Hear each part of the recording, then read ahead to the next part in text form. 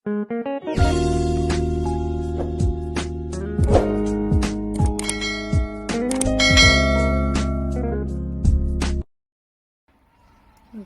umaga po sa ating lahat. Ayan, magandang umaga dito sa Jordan.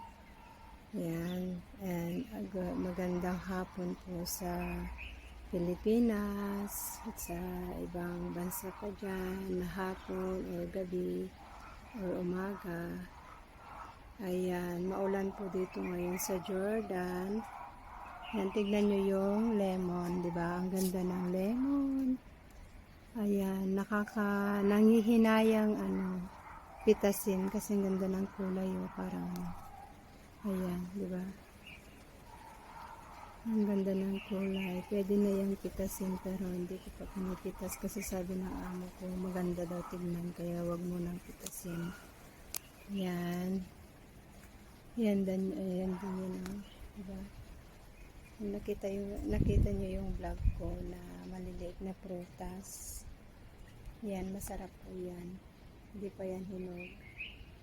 Ayan, pag yellow na siya, pwede nyo lang pitasin at kainin. Ayan.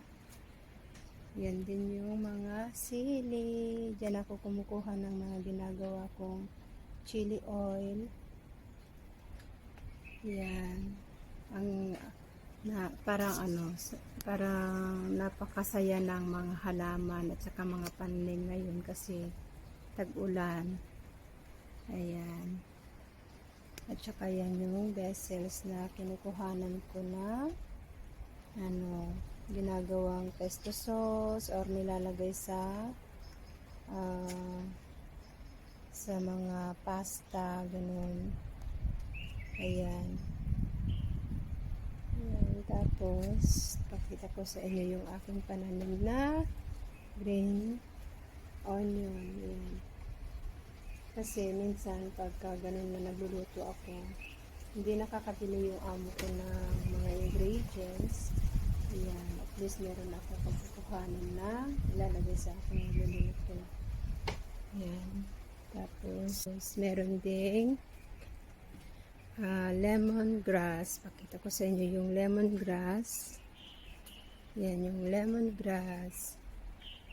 Yan, pag nagluluto ako ng chicken, kahit na anong klaseng luto, masarap yan sa chicken. Ngayon, libre ang tubig. Walang dilig-dilig sa mga halaman. Kasi malakas ang ulan. Yan. Ang ganda ng flower na yun.